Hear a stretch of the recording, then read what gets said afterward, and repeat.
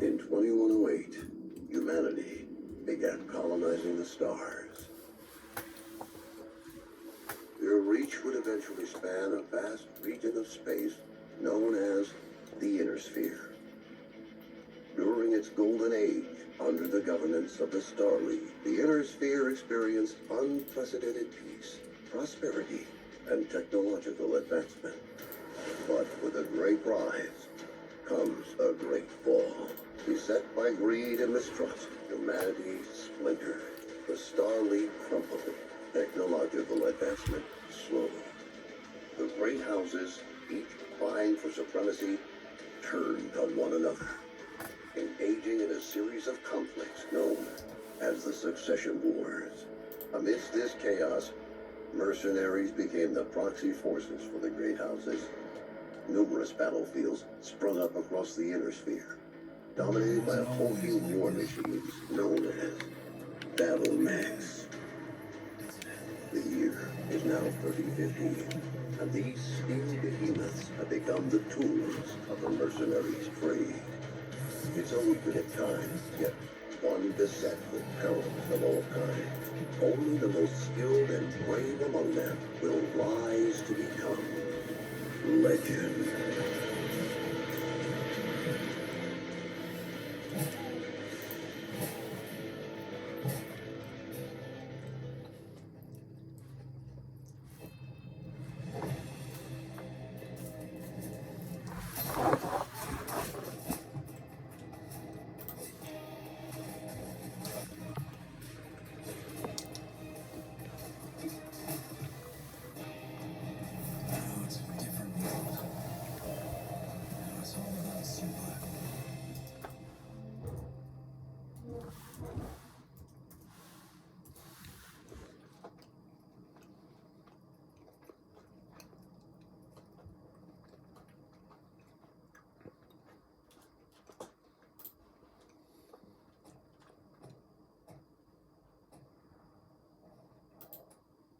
It wasn't always like this. But looking back doesn't help us. We have people we need to protect. Lucille's gonna get to know this one really well.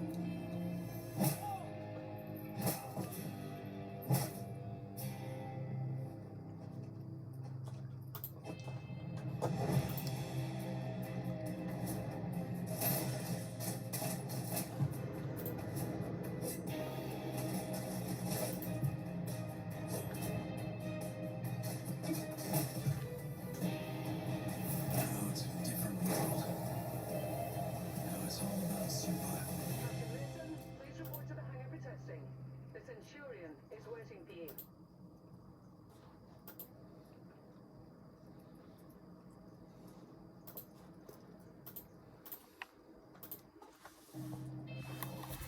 But looking back doesn't help us. We have people we need to protect. Lucille's gonna get to know this one really well.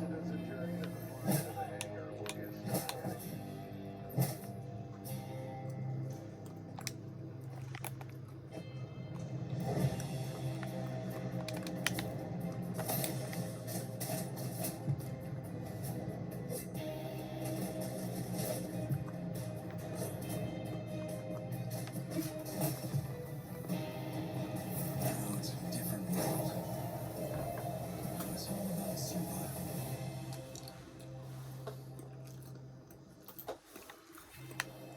But looking back doesn't help us. We have people we need to protect. Lucille's gonna get to know this one really well.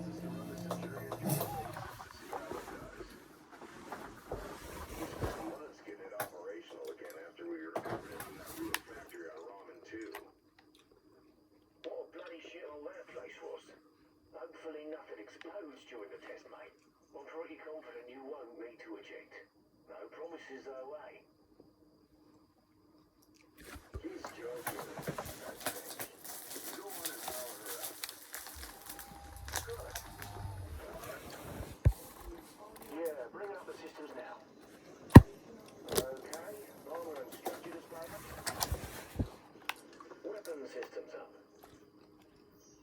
new display up. Everything looks good to go. Keep in mind there's parts on that mech that are at least 200 years old, so ease it forward slowly and we'll see how it goes. And don't forget to hit the brake once you clear the hangar. Look at her go, right? That's my girl. She's a beauty, isn't she? Certainly is. Okay, engage reverse throttle and navigate into the waypoint I've set up. Use your tactical display to see where you're going.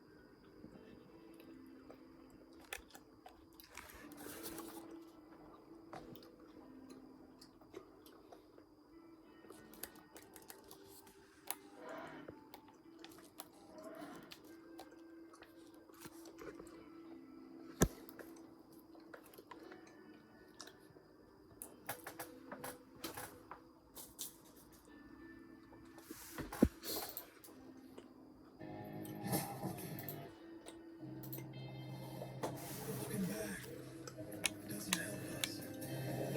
We have people we need to protect. Lucille's gonna get to know this one really well.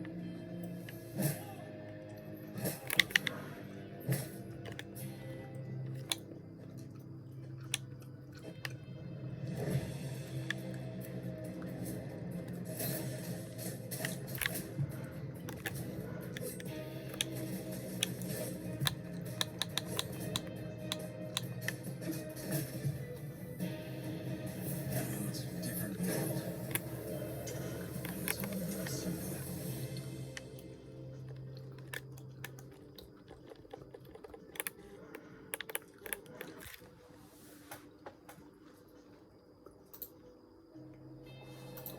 But looking back doesn't help us. We have people we need to protect.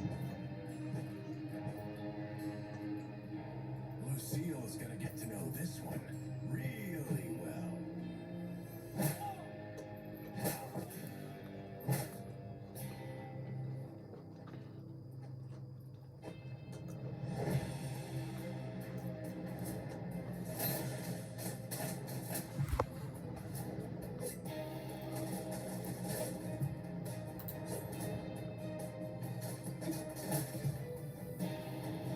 Now it's a different world. Are you? Come on. Alright? Yeah? Yeah. Excuse me. Two cozies. What's all this? Has Sue bought you a DVD? Yeah? Oh, Harry. Poor Sue. Okay. She can't keep spending money on you. She's not your mum. Is she? Hey? What DVD did she buy you? It's for the bin. What DVD did she buy you? Ghostbusters. Afterlife.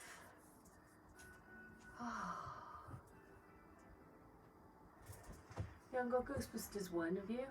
Yeah. Oh, you have. I hope you said a big thank you to Sue.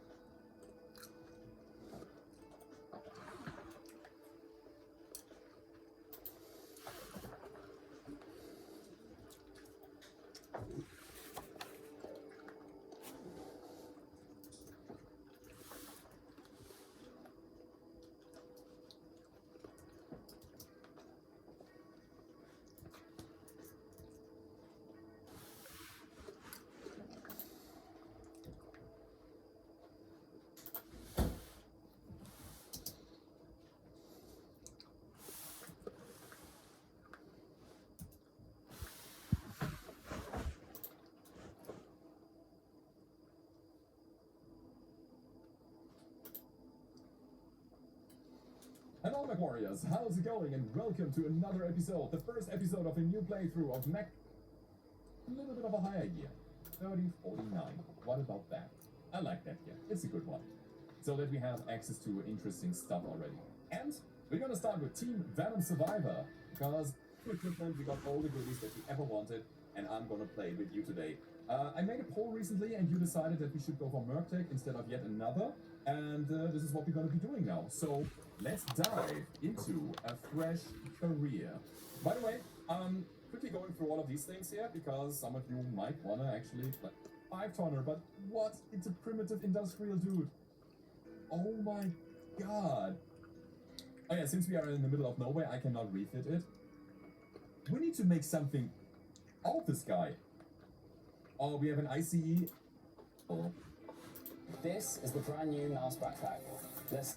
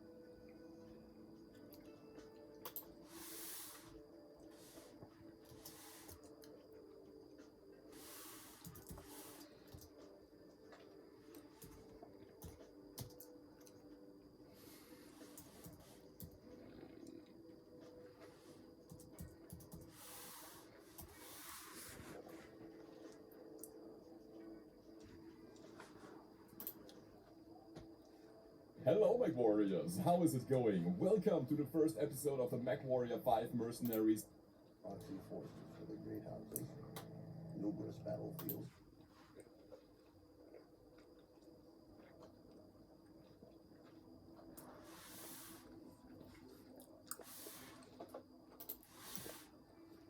Make your money go further with Jet2 Holidays.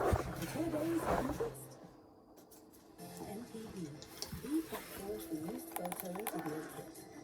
Change gear. I'm here to weigh in what I think is coming to Sea of Thieves in 2023 and what is already confirmed, if not heavily teased. I had some spot on predictions last year, if I do say so myself, and some wildly inaccurate ones. So go and watch my 2022 predictions after this one. I'll start with the likely stuff, and then you can stay until later for the wilder predictions. Oh, and we will be talking about A Pirate's Life too in this one. So let's get started with the things that are confirmed or all but confirmed. With the latest orb streams, Rare have confirmed a few things that are coming early this year.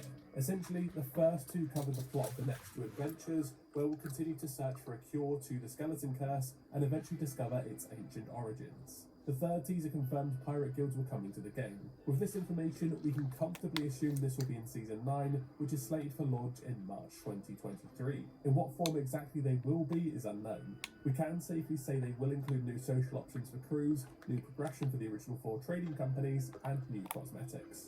They will somewhat play into the story unfolding in Adventures 2. Mike Chapman recently confirmed seasons will be more intertwined with Adventures going forward. Season 8's gameplay was justified as an escalation to the ongoing conflict, and Season 9 looks to be the fallout of Season 8's escalation. We know that clothing presets and outfit saving will be coming to the game, and 2023 seems like a good time to have this. This was confirmed again by Mike Chapman when we had him on the unofficial Sea of Thieves podcast. Flameheart will finally be making a physical appearance after 5 years of waiting, thanks to the efforts of the Reaper's Bones during the return of the Damned Adventure. While he's chilling in his coffin for another few months, it would make sense for him to appear in March ahead of Season 9. Finally, the next mystery is slated for release in Season 8, which looks to be related to a famous fortune having a traitor in their midst. This again was teased in the Orb teasers last month. Based on the teasers seemingly being in chronological order, it could suggest that this isn't a mystery and an adventure arc in Season 9, or could just hint the teasers aren't in chronological order at all. Furthermore, we have some more stuff which is likely to arrive in 2023. Mike, once again, confirmed on Twitter they've had several plans to introduce jewelry in each of the seasons, but it hasn't quite made the cut yet. 2023 seems like a good time for this to happen. On a more somber note, seasons look to have been changed to 4 months each now, something I am not a fan of.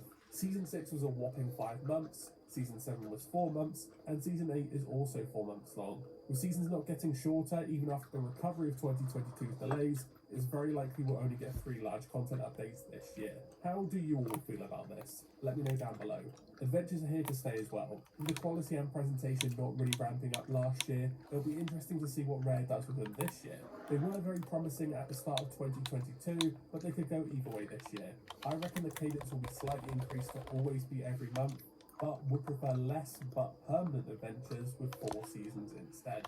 But let's move on to the big one. Will A Pirate's Life Part 2 be coming this year? It could really go either way, but this could be me in denial. There are lots of hints to this being in the pipeline. Chiefly, Jack Sparrow promised he would return to the Sea of Thieves at the end of A Pirate's Life.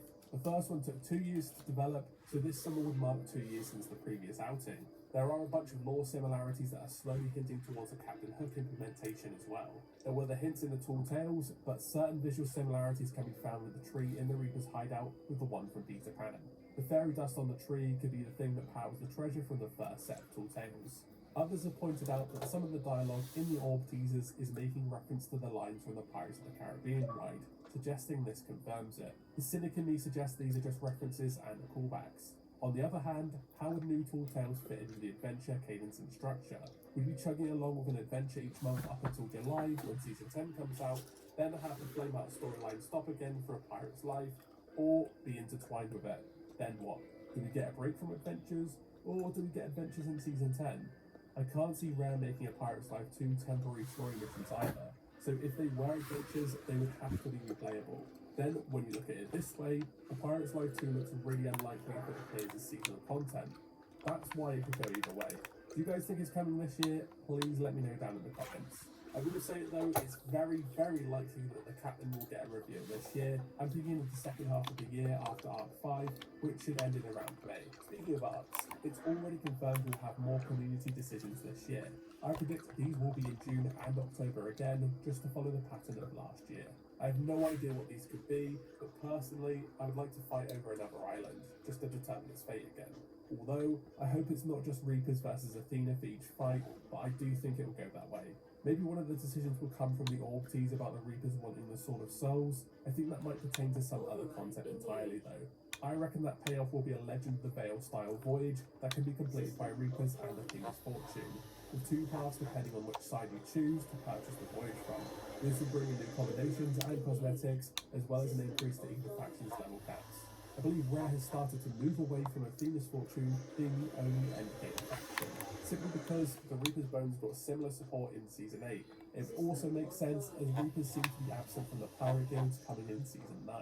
Therefore, the Reaper's Bones will be PvP and PvE focused, just like Athena's Fortune, with the Guardians and Servants filling in that PvP niche. Reapers lost their PvP theme a while ago when players realised it was just a gold faction anyway. Furthermore, this would actually tie in with Flameheart coming back, as he'd be simply too powerful if he was up and actively fighting Athena's Fortune. Captain Flameheart will probably be tied with this door, hence the chains and the burning blade motif on the door itself. Could this voyage even be a return to the Shores of Gold? Who knows? Now we're getting further out and more speculative, Season 8 might be getting some support towards the end of the year. It would be the right time as most core players would be well into their rewards and they don't want the content to die out. As of now, the hideouts are largely useless outside of them being social spaces and places to get your curses. I guess the Reaper's Lair has the Bonesmith as well. However, the Chroniclers are there to tell you how the war is going, but just provide vague statements about it. The same issue lies with Gloria and Hubris. They just act as a way to open the emissary menu. I would hazard a guess and say both these features will open up, with events in the case of the Chroniclers and leaderboards in the case of the emissary folks. Maybe there will be more skeleton cosmetics, but I'm making a video on how many issues that has caused soon, and you don't want to miss that one. In turn then, that pretty much outlines what we're getting as major content. The good news is, we'll be getting loads of other fixes and quality of life changes. As of Season 8, Rare's changed tact and started to adjust fixes on the fly. They're quicker to respond and tweak things, along with jumping community feedback. This year, we already know Season 8 is getting some matchmaking improvements in the coming weeks. These changes will follow the cadence of the supply and Blunder Bomb fixes set. To round off, here's some things that I don't really expect this year. First of all, a map expansion, see if they're down or otherwise. I just don't think it's happening. Tool Tales probably won't return unless it's a Pirate's Life. Adventures are pretty much here to stay. PvE servers, these will never be happening, and if they ever do, progression will be turned off. 2023 is not the year where it will change, so stop asking for it. Hunter's Call is not getting an update, ever. Well, maybe not ever, but definitely not in 2023. Arena is not coming back, it's getting a bit like the PvE servers on this one. And one last thing, I don't expect them to have a roadmap like last year, since it did result in it being broken due to the season's. If you have a health and fitness goal that you're trying to achieve in 2023, the Whoop 4.0 is here to help you achieve it. Whoop is a health and fitness wearable that tracks 3 key metrics: your daily strain, your sleep, and your recovery. Whether your goal is to Pirate.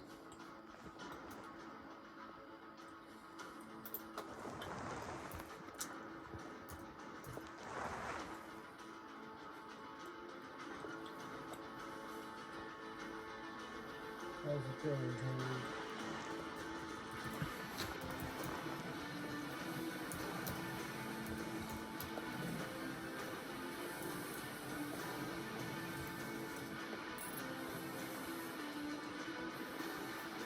Excellent.